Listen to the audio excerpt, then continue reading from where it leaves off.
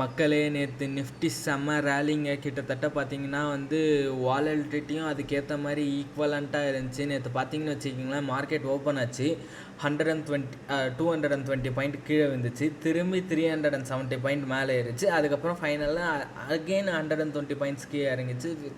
Volatility அதிகம். அதே மாதிரி நேற்று யூஎஸ் மார்க்கெட்லாம் பார்த்தீங்கன்னா ஓரளவுக்கு செல் ஆஃப் ப்ரெஷர் இருந்துச்சு.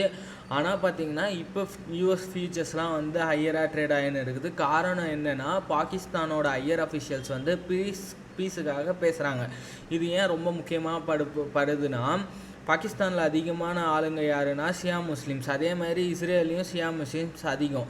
அதனால் இது கொஞ்சம் ட்ரஸ்ட்டு உருவாக்கும். அதனால் கிட்டத்தட்ட வார் பீஸ் ட்ரீட்டிக்கு எழுதுறதுக்கான வாய்ப்புகள் அதிகமாக இருக்குதுன்னு சொல்லி மார்க்கெட் அப்பாகுது. அதே மாதிரி ஏஷியன் மார்க்கெட்லாம் செம்ம ரேலியில் இருக்குது. க்ரூட் ஆயில் $88 பர் பேரலாக குறைஞ்சிருக்கு.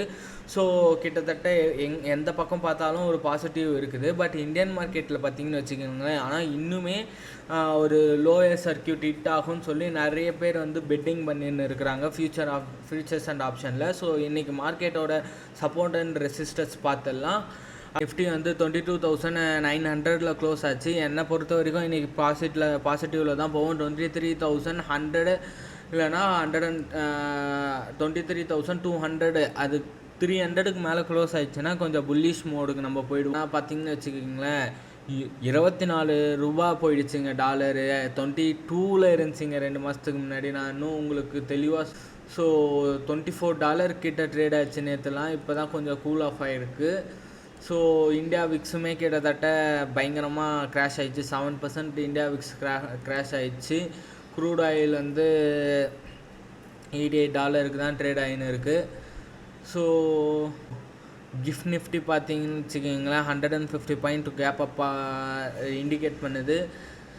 எஃப்ஐஎஸ் வழக்கம் போல் 8,000 கோடி செல் பண்ணியிருக்கிறாங்க. டிஐஎஸ் 5,000 கோடி வாங்கியிருக்கிறாங்க.